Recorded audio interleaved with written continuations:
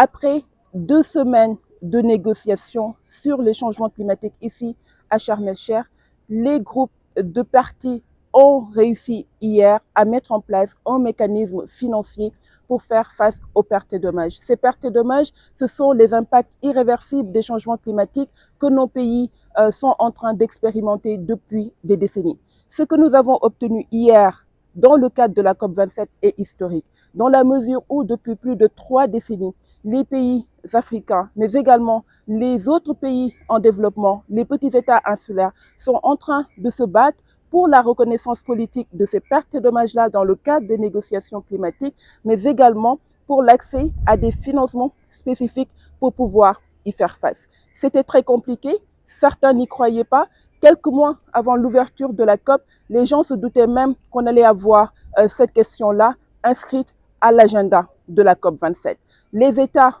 ont fait mieux,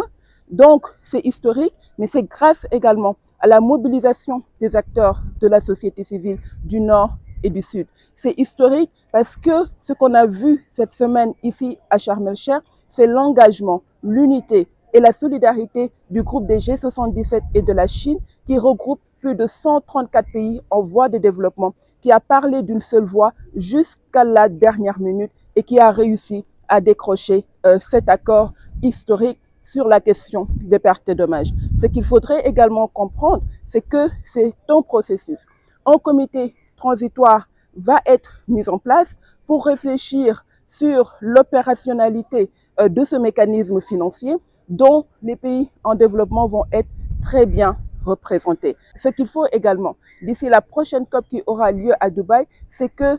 ces acteurs qui vont composer ce comité puissent faire le travail nécessaire pour rendre opérationnel ce fonds très vite pour permettre à nos communautés, à nos États très affectés par ces pertes et dommages d'avoir les fonds nécessaires pour pouvoir y faire face.